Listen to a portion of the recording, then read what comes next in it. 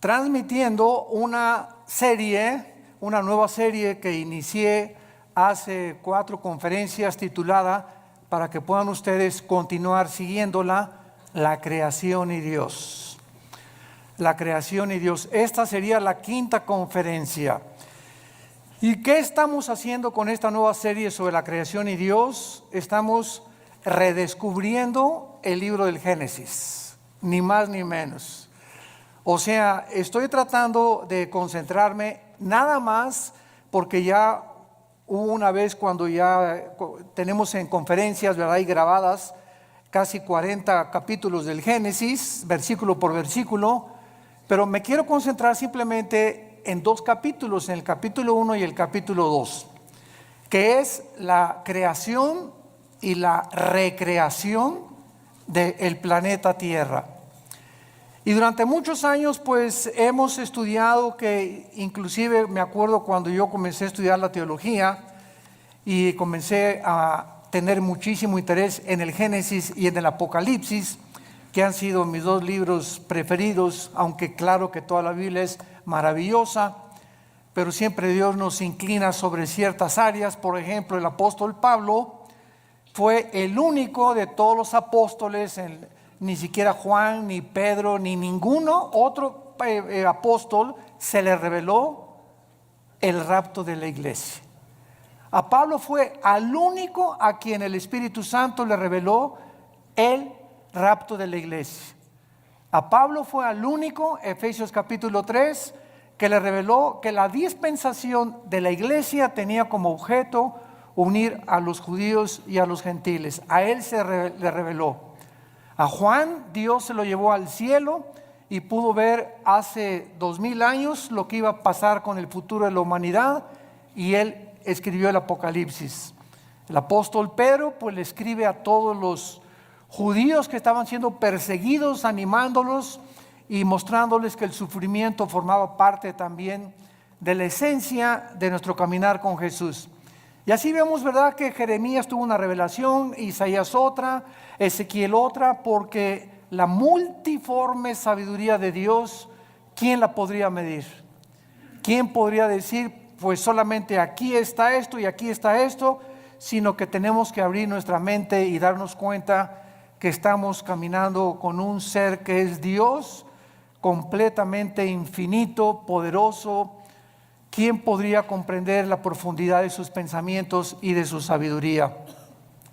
Así que cuando venimos al Génesis, el Génesis destroza, el Génesis hace pedazos, el Génesis debate cualquier filosofía que el ser humano haya inventado para tratar de explicar de dónde venimos. Entonces, esta es la razón por la cual nosotros nos podemos parar ante cualquier auditorio de astrofísicos, de astrónomos, de psicólogos, de sociólogos, de antropólogos, de paleontólogos, etcétera, de antropólogos, etcétera, etcétera, y poder decirles, psiquiatras, psicólogos, que el contenido que tiene la Biblia, y demostrado desde luego a través de las evidencias que la Biblia tiene, científicas, proféticas, genéticas, biológicas, químicas, físicas, literarias, poéticas, etcétera, etcétera, no hay ningún sistema de pensamiento que se pueda igualar con los pensamientos de Dios. Entonces, el ser humano, pues desde luego que jamás podrá nunca saber de dónde venimos. ¿Por qué el ser humano jamás podrá saber de dónde venimos? Porque para que sea científico, señores astrofísicos que nos escuchan, y físicos, matemáticos, y como en la disciplina académica que ustedes quieran tener, para que sea científico tiene que ser repetitivo. Entonces nadie estuvo cuando comenzó la creación. Entonces, como nadie estuvo cuando comenzó la creación, también muchos científicos inventan teorías. Entonces, no todo lo que tiene carácter pseudocientífico es verdad. Perdón. Entonces, pues se ha inventado, ¿verdad?, que el universo, ¡pum!, comenzó con el Big Bang, la gran explosión, y que de una explosión se formaron los universos, etcétera, etcétera. Y cuando oímos esto, como no estamos acostumbrados a pensar, síganme con mucho cuidado, El ser humano en su mayoría no está entrenado ni disciplinado a pensar. ¿Qué quiero decir con esto? Que no analizamos lo que eso nos enseña. Por ejemplo, tú vas a la escuela y a la universidad y te puedes graduar con un doctorado en filosofía, y al mismo tiempo que tienes un doctorado en filosofía o en ciencias políticas, al mismo tiempo has aceptado que venimos del chango. ¿Por qué lo has aceptado? Lo has aceptado como un dogma nada más, porque tú mismo sabes, si tienes un poquito de mente analítica, que es imposible que el ser humano científicamente proceda de los animales, sobre todo a la luz de la misma ciencia. En 1954, recuerden ustedes que hubo dos doctores norteamericanos, el doctor Watson y el doctor Crick, que se les dio el premio Nobel de Medicina, 1954. ¿Por qué se les otorgó el premio Nobel de Medicina? Porque descubrieron la hélice del ADN, del ácido desoxirribonucleico. ¿Qué cosa es esto? Pues en los billones de células que el cuerpo humano tiene se encuentra un código genético. O sea, se encuentra en cada célula de tu cuerpo, y esto lo descubrió la ciencia. Y en cada célula de mi cuerpo, que son billones de células, se está escrita tu vida y mi vida. La información genética de tus tatarabuelos y de mis tatarabuelos. Y en cada célula de tu cuerpo está el color de tu piel, el color de tus ojos, la estatura que tú ibas a tener, todo absolutamente codificado en cada célula. Ahora, muy bien, si pensamos y seguimos esta línea de lógica, si yo me encuentro una carta en la playa donde dice: Chencho, te quiero y te amo, te fuiste y me dejates, como quiera que esté escrita la carta, esas sentencias, esa unión de pensamientos no lo puede producir la arena del mar. Aquí detrás de esa carta, por más que yo quiera tratar de entender que fue otra cosa, hay una inteligencia que escribió eso dirigido a otro ser humano. Entonces es exactamente como cuando nosotros llegamos a la conclusión de que esa inteligencia y esa información que tienen nuestras células fue por accidente. Ahora, ¿qué dice la genética? Que el esperma de un chango es imposible que produzca un hipopótamo, y que el esperma de un gato es imposible que produzca un perro, y que el de una vaca produzca una jirafa, y que el ser humano tiene las cromosomas XY, el varón, la mujer tiene las cromosomas XX, y cuando tú y yo nacimos, los varones, cuando mi papá se tuvo relaciones con mi mamá, el cromosoma Y de mi papá fertilizó el óvulo de mi mamá X, y tú y yo nacimos macho camachos. Entonces, si tú vas al médico y te haces un examen de sangre y sale que tienes el cromosoma Y, pero aquí dices que no, que eres mujer, entonces tu problema biológico no es biológico, sino es un problema mental. Tienes un tornillo flojo aquí adentro, porque biológicamente Dios nos creó diferentes a los hombres y a las mujeres, haciendo a un lado ya la Biblia. Entonces nos damos cuenta que a través de la misma descubrimientos de la genética y de la ciencia corroboran que la Biblia tenía razón, que es imposible que de una explosión hayamos salido todos, porque la primera pregunta es: ¿quién produjo la explosión? Pregúntale a tu padrino el ateo. ¿Quién produjo la explosión? ¿La nada? No produce nada. Ahora, muy bien, siguiendo este pensamiento, si hubo una explosión, la materia produce el pensamiento, la materia produce la conciencia. Entonces nos damos cuenta que nunca hemos pensado de una forma racional como somos supuestamente racionales. Aceptamos como dogmas de fe lo que se nos enseña sin haber analizado mentalmente lo que se nos enseñó. Y así pasa con la religión también. Tú y yo venimos de una religión popular, donde se me enseñó, es un dogma de fe creer esto. Me acuerdo cuando yo tenía 13 años y quería ser cura, que le preguntaba yo a los obispos, oiga, ¿por qué esto? ¿Por qué Dios permitió el diablo? ¿Y por qué José no pudo tener relaciones con María? Es dogma de fe y lo tienes que creer. O sea, no pienses, acéptalo nada más. Y fue cuando yo me rebelé y me volví ateo. Entonces tuve como 15 años, 17 años en el ateísmo. ¿Por qué? Porque yo no aceptaba que yo tenía que aceptar algo cuando Dios me dio una mente analítica y tenía yo que pensar que lo que me estaban enseñando tuviera coherencia o hubiera evidencias para poder aceptarlo. Y así pasa con la fe, y así pasa con las cosas de la filosofía, de la ciencia y de la Biblia. No estamos acostumbrados más que a aceptar, y la fe cristiana no es un dogma de fe. La fe cristiana está basada no en dogmas, ni en liturgia, ni en ceremonias. La fe cristiana está basada, escúchame, en un hecho histórico. En un hecho histórico, en la resurrección de Jesucristo entre los muertos. Si Cristo no hubiera resucitado, no existiría el cristianismo. La base del cristianismo es que un hombre hace 2000 años bajó del cielo, el hombre Dios nos dio un mensaje que sobrepasa la capacidad del ser humano para poder entenderlo, y que era imposible que sus pensamientos hubieran sido producidos ni por Platón, ni por Sócrates, ni por Mahatma Gandhi, ni por Confucio, ni por Zoroastro, ni por ningún gran líder religioso. Y ese hombre anuncia que va a morir y que tiene el poder sobre la muerte, y la resurrección de Cristo transforma el imperio más grande de toda la historia, el imperio romano.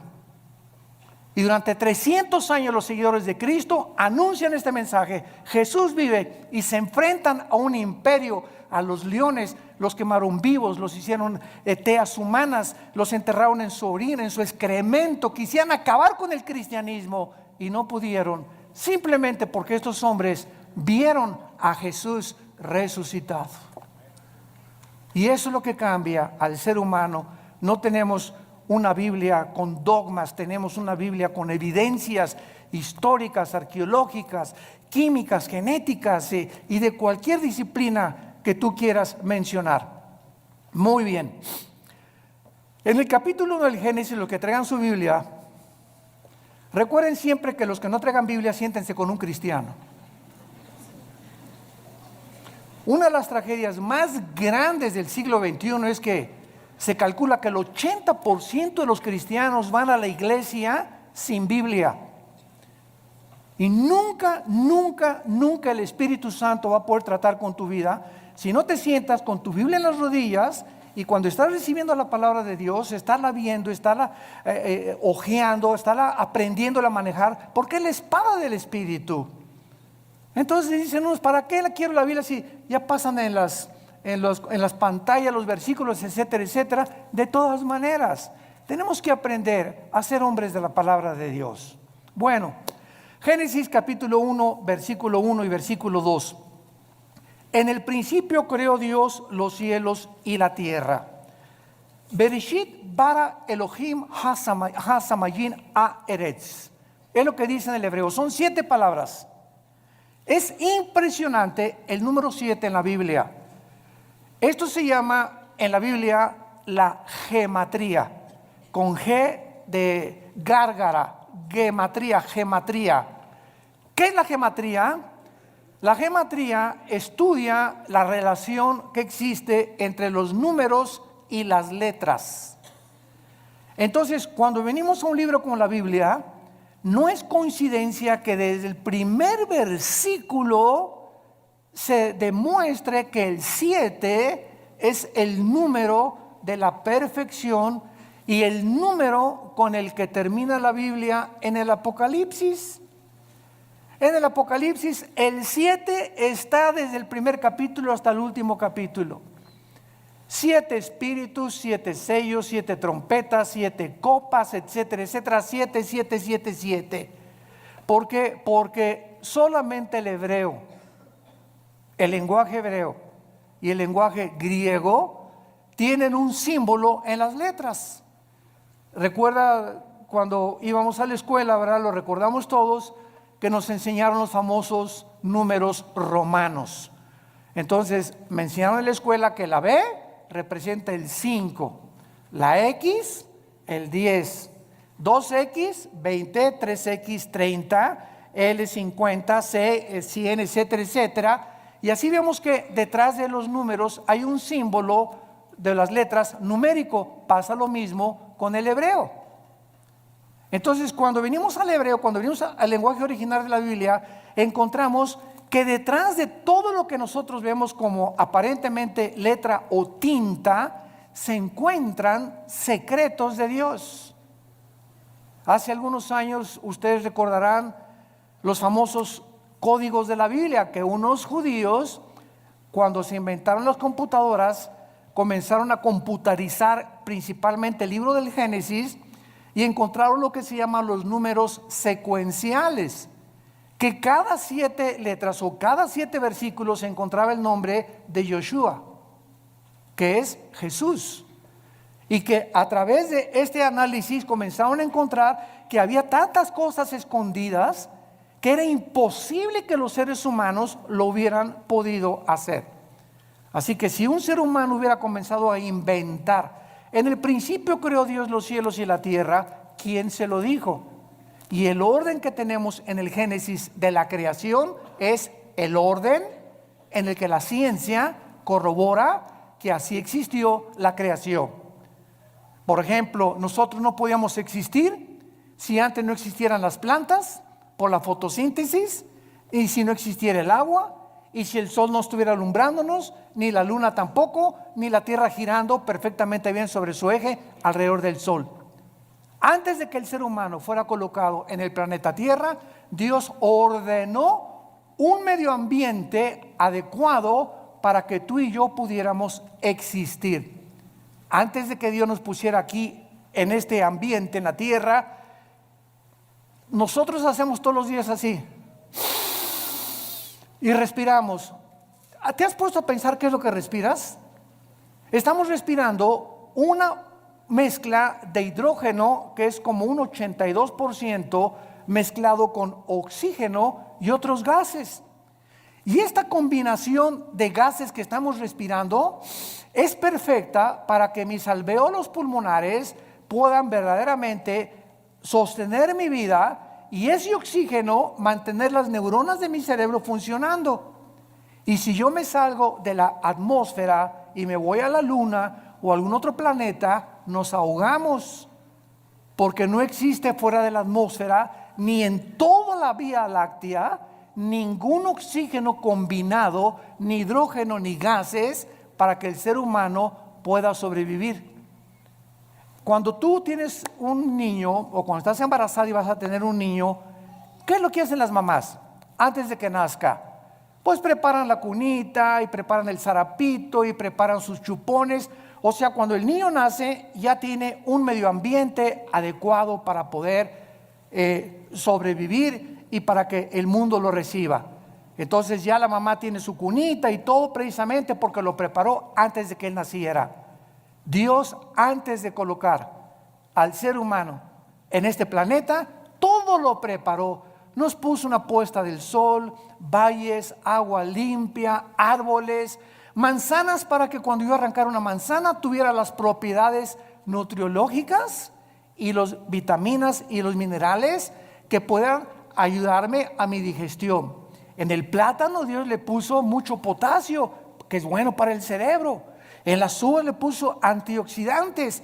Y así vemos que en todo lo que nos rodea está interrelacionado con nuestra existencia y sobrevivencia. Entonces no es coincidencia que yo agarre una nuez, que agarre un higo, que agarre un plátano, que agarre una manzana, un durazno, etcétera, etcétera, y tenga lo que me rodea, las características para que yo pueda seguir viviendo. Esto es maravilloso, pero repito, no nos hemos puesto a pensar en eso. Todo lo aceptamos, ¿verdad? El plátano y la manzana. No, pues sí, pero sigo creyendo que vengo de Chita. Pero así es como nosotros hemos vivido por mucho tiempo y santos de Dios, ya basta. Tenemos que comprender que Dios nos ha revelado, dice Efesios 1, el misterio de su voluntad. Dios quiere que nosotros podamos conocer los secretos que todavía el mundo no ha conocido, por lo cual el mundo se encuentra al borde de una tercera guerra mundial. Estamos en el siglo XXI y vemos ahorita un desajuste total de los gobiernos, de las ideologías, de las filosofías. La misma ciencia está como loca tratando otra vez de a ver si a través de la ciencia podemos nosotros sobrevivir. Hemos hecho un pobre papel como administradores de este mundo y estamos a punto de autodestruirnos nosotros porque nos hemos creído dioses y hemos sacado a Dios de la ecuación y hemos creído que tenemos el potencial y los talentos y la inteligencia para que nosotros resolvamos los problemas que van más allá de nuestra capacidad para poder resolverlos. No somos dioses, somos seres finitos, somos agentes morales responsables de nuestras acciones y algún día tú y yo le vamos a dar cuentas a Dios. Si tú mueres ahora en Navidad o el 25 o el 31 de la borrachera que te vas a poner o el año que entra, en el momento en que tú mueras, se acabó para toda la eternidad tu oportunidad de venir hoy a la cruz. Cuando oigas su voz, no te endurezcas. Tú ni yo no sabemos cuándo Dios nos va a llamar a partir y a salir de este mundo al otro mundo que es más real que en el cual estamos viviendo. La Biblia dice: prepárate para encontrarte con tu Dios. En el principio creó Dios los cielos y la tierra. Veamos nosotros en primer lugar la palabra Bereshit, que es la palabra que se tradujo principio. Y es la palabra que se tradujo en el griego para orígenes. Bereshit, con B de burro. S-H-I-T al final, Bereshit. La palabra Génesis es la palabra hebrea Bereshit, que significa orígenes. Síganme con mucho cuidado. Antes de que Dios dijera en el principio, ¿Dios existía, sí o no?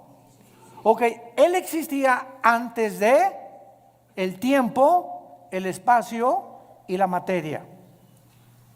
Cuando Dios dice en el principio, estamos viendo el principio del tiempo, apúntalo, el principio del espacio y el principio de la materia, exactamente como la física lo confirma y lo certifica. El espacio, el tiempo y la materia son indivisibles. No puede existir el espacio sin la materia, ni la materia sin el tiempo. Y esta fórmula o estos tres elementos que son los que forman el universo que nos rodea, fue precisamente lo que hasta 1900, aproximadamente entre el 32 y el 42, un científico alemán que huyó del nazismo a Estados Unidos, llamado Alberto Einstein, descubrió con su famosa fórmula de la teoría de la relatividad. La energía igual a m a la masa por la velocidad de la luz al cuadrado.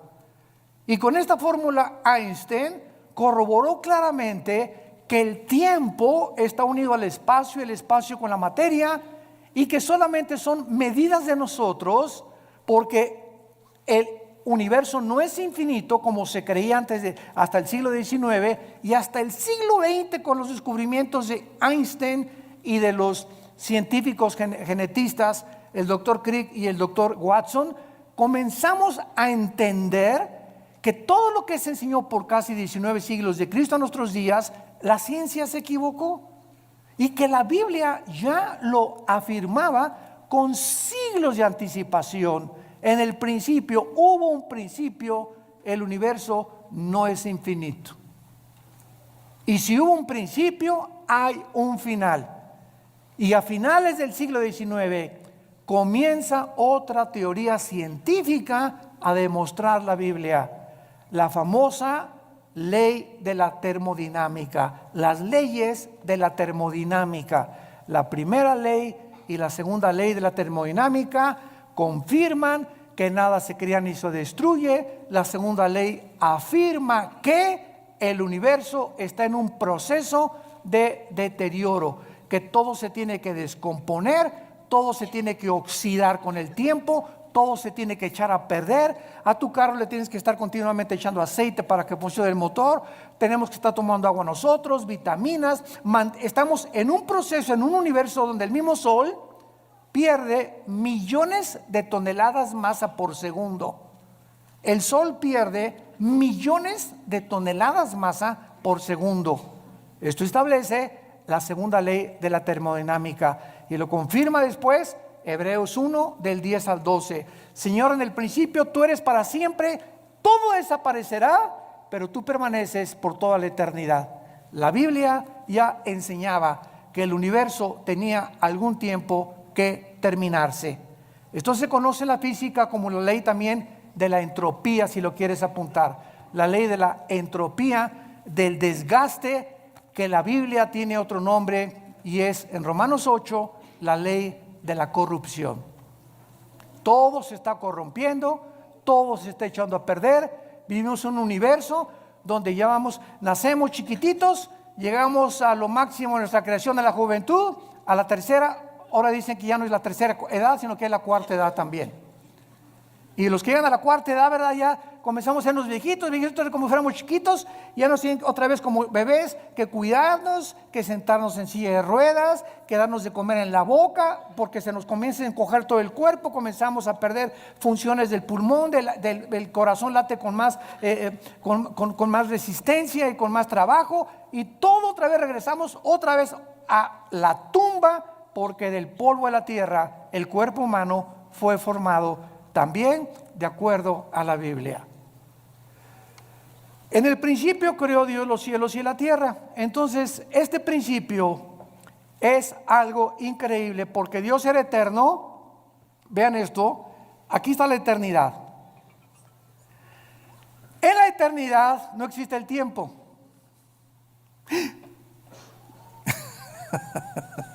En la eternidad no hay pasado, no hay presente, ni hay futuro.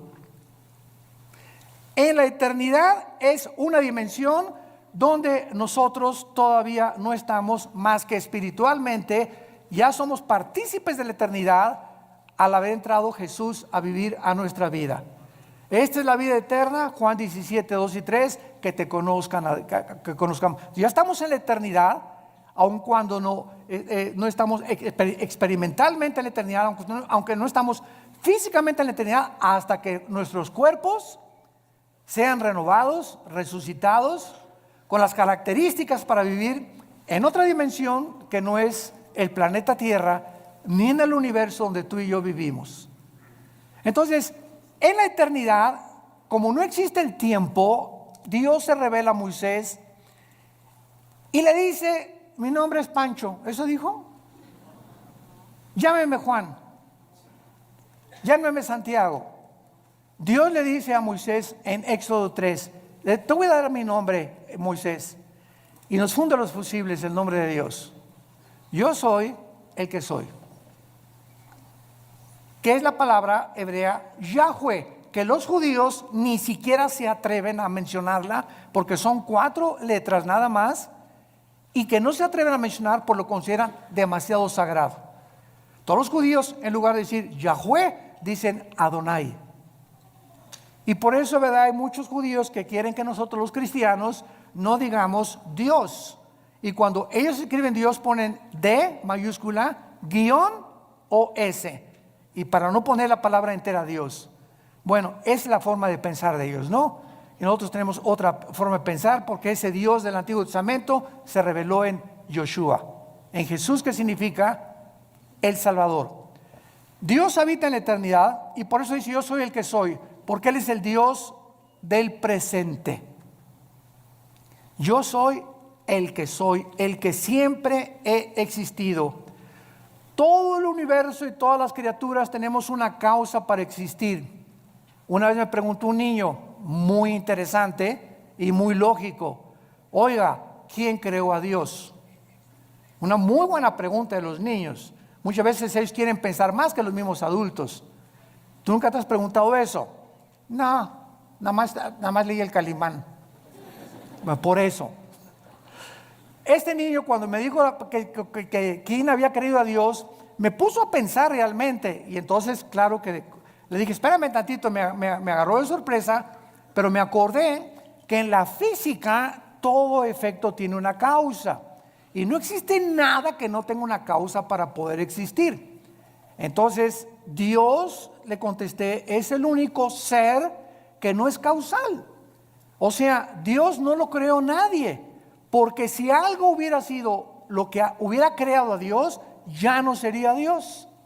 Esa causa que lo creó hubiera sido más grande que Él. Entonces, esa causa tenía que ser más inteligente y por eso llegamos siempre a una causa única que es Dios, de donde proviene todo lo demás. Entonces, a Dios no lo creó nada, porque si hubiera sido creado, hubiera sido criatura finita, como tú y yo somos finitos. Porque tuvimos un principio, tendremos un final cuando nosotros muramos. Entonces, Él habita la eternidad, dice en Isaías, el que habita la eternidad y la santidad y con los quebrantados de corazón. Ahora, pongan mucha atención. Aquí no existía nada, la eternidad. En el principio creó Dios los cielos, plural, shamayim en el hebreo. ¿Cuántos cielos hay? ¿Perdón? 3, 2 Corintios 12, del 1 al 3. El apóstol Pablo habla de 3 cielos. ¿Cuáles son los 3 cielos que este libro maravilloso nos revela? En primer lugar tenemos el cielo atmosférico, de la atmósfera hacia abajo. De la atmósfera hacia abajo es donde el ser humano puede vivir. Y de la atmósfera hacia abajo es donde opera Satanás. Efesios 2, del 1 al 3. Se le llama a Satanás el príncipe de la potestad del aire. Y esa palabra aer en el griego es atmósfera. O sea, Satanás opera de la atmósfera hacia abajo. Sígame con cuidado. Estamos pensando, ¿verdad? Muy bien. ¿Qué existe en el mundo invisible de la atmósfera a nuestro alrededor? Ondas de radio, ondas de sonido. Ahorita está pasando por aquí la charrita del cuadrante. Aquí está FM, diferentes bandas que yo no las veo ni las oigo, pero tengo un aparatito que se llama radio, y ese radio tiene un diseño para que cuando yo le vaya moviendo el botoncito, agarre esta banda o agarre esta banda o AM o FM, que con mis oídos físicos no los puedo yo sintonizar, pero ese aparatito lo traduce y lo traslada a mis oídos. Entonces, de la atmósfera hacia abajo, Satanás tiene el control de los medios de comunicación.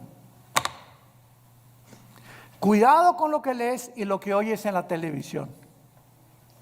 Cuidado las películas que ves. Cuidado la música que escuchas. Cuidado los mensajes que escuchas.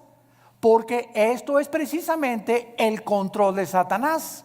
Dice en 1 Timoteo 4:1, muchos apostatarán de la fe en los últimos tiempos. ¿Qué dice? Viendo, oliendo, tocando. No, dice, muchos apostatarán de la fe oyendo a espíritus engañadores. Es a través del sentido del oído que los demonios pueden afectar mi mente y tu mente. Cuídate con los amigos que tienes que te hablen cosas. Ay, sí, ¿a poco tú ya eres virgen a los 25 años de edad? Ay, pues ahora la moda es que todas las muchachas se acuesten con sus novios y ya, ¿verdad? Para probarnos. Y comenzamos a oír algo que no viene de Dios y viene de tu compadre, de tus familiares, de tus amistades, pero siempre es a través de el oído. Y lo que viene de Dios, Romanos 10:17, la fe es por el oír y el oír. ¿Qué estamos oyendo más? ¿El radio? ¿La charrita del cuadrante? ¿El FM? ¿La música del mundo? ¿Los consejos del mundo? ¿O estamos oyendo a Dios? En la proporción en la que tú tengas contacto con la Biblia y oigas lo que Dios a través de la Biblia te quiere decir, es en la proporción en la que tendrás discernimiento para saber que cuando oigas algo que no es de Dios, tú ya tienes tu oído tan afinado que dices, esto no es de Dios, no te oigo, no me digas eso por favor, esos chismes ya no los quiero oír. Y comenzamos nosotros a aprender a rechazar el espíritu de mentira y el espíritu de error que siempre viene a través de lo que oímos. Esto es impresionante y miren ustedes lo que les voy a contar en este momento. En el versículo 3 la Biblia dice, y Dios dijo que sea la luz. No estoy mal, estoy haciéndolo a propósito. Oiga, pero ¿cómo es posible que Dios diga día la luz si hasta el cuarto día el Dios puso en movimiento el sol y la luna? Fíjense cuántas cosas hemos oído y no hemos pensado para saber que aquí hay una aparente contradicción. Oye, que sea la luz y hasta el cuarto día y Dios pone en movimiento el sol y la luna. Entonces, ¿cómo puede haber dicho Dios que sea la luz si hasta el cuarto día aparece el sol y la luna? La física nos va a ayudar. ¿Qué es la luz, señores físicos que nos acompañan? Bueno, estamos en el siglo XXI y hasta este momento solamente podemos concluir, dicen los físicos, que es un fluido de electrones o es un fluido de fotones. Y hasta ahí se quedan los físicos. En otras palabras, lo podríamos resumir. La luz es energía. Energía. Muy bien.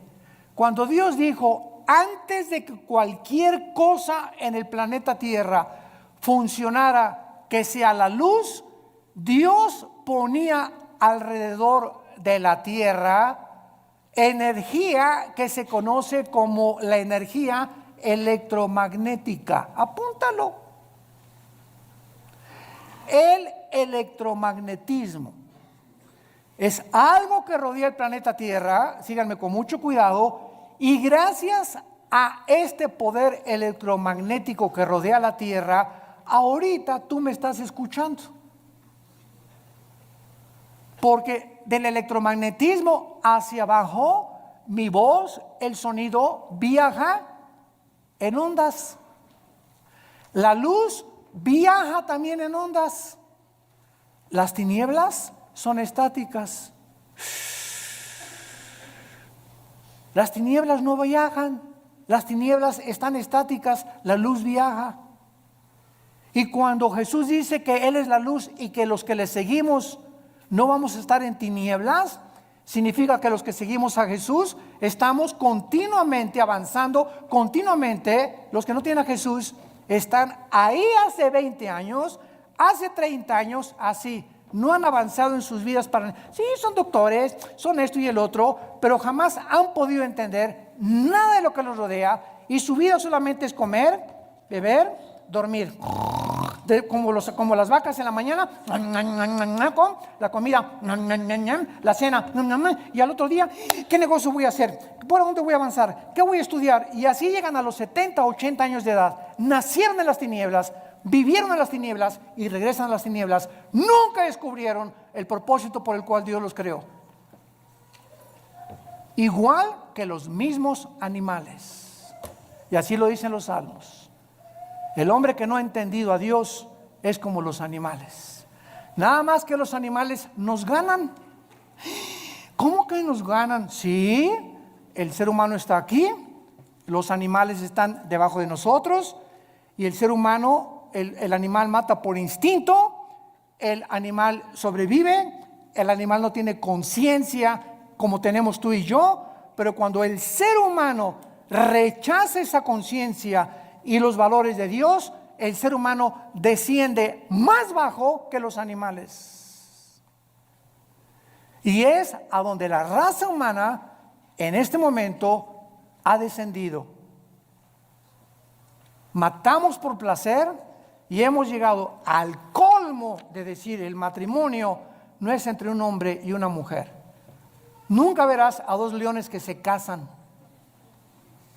ni a dos perros que se casan, pero hemos llegado y decimos que somos pensantes a completamente destruir las leyes de la biología, las leyes de la genética, la ética de Dios, la moral que Dios nos dio en los mandamientos, y nos hemos convertido en peor que animales.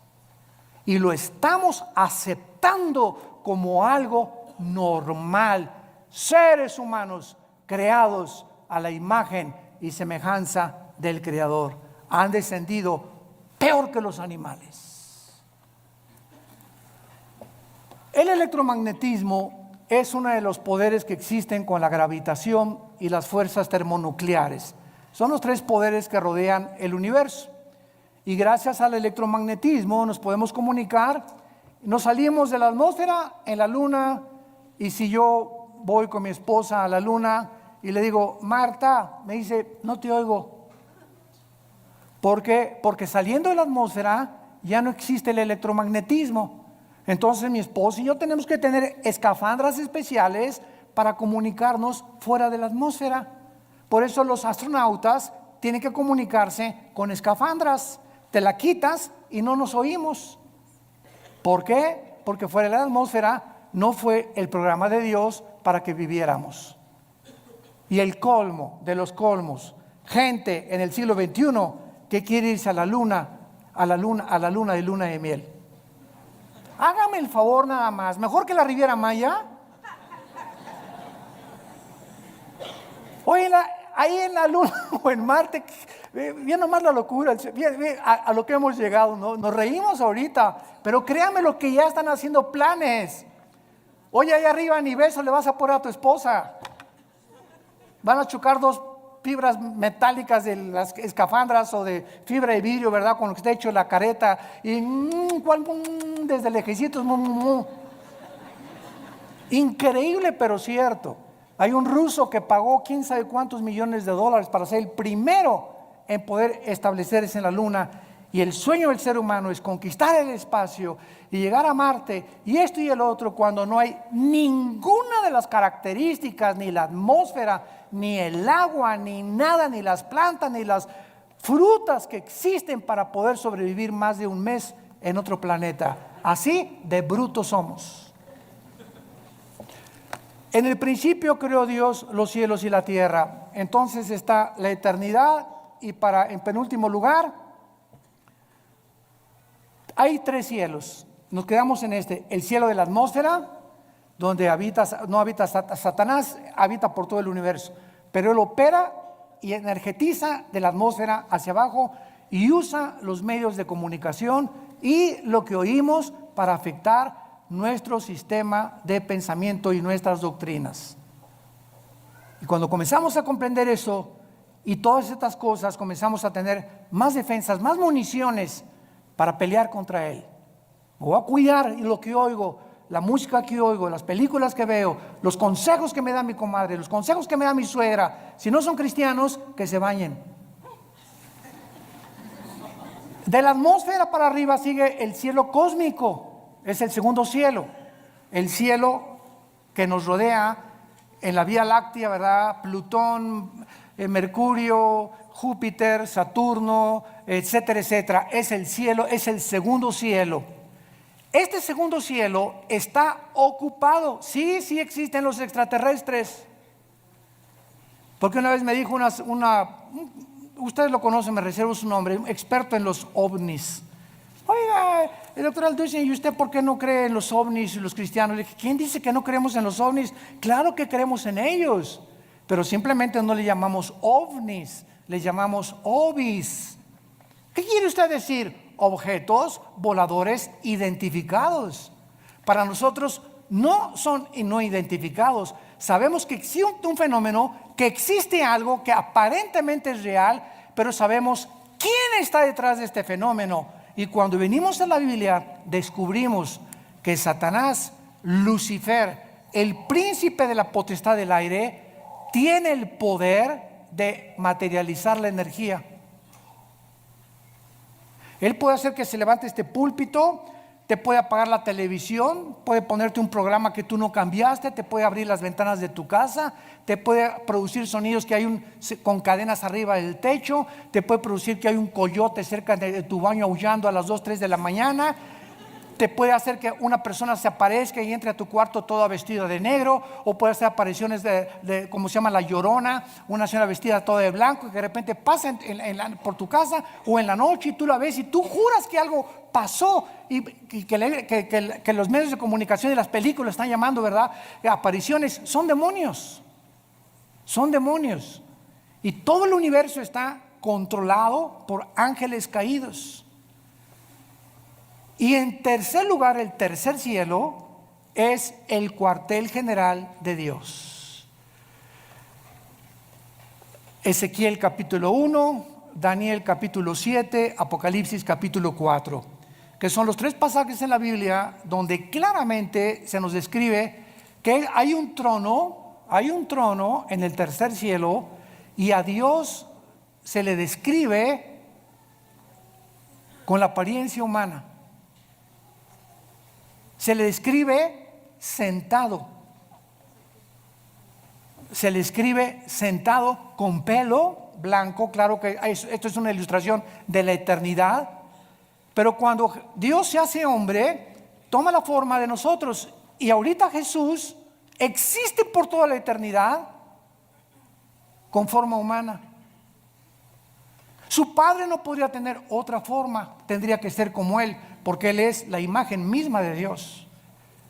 Entonces, de alguna forma Dios escogió la forma como nos creó a nosotros, porque Él, ¿verdad?, también tiene que tener un cuerpo espiritual. Dios es espíritu, pero los espíritus también tienen alguna forma, no son etéreos ni incorpóreos, y a Dios se le escribe en el tercer cielo como sentado en un trono, gobernando soberanamente el universo.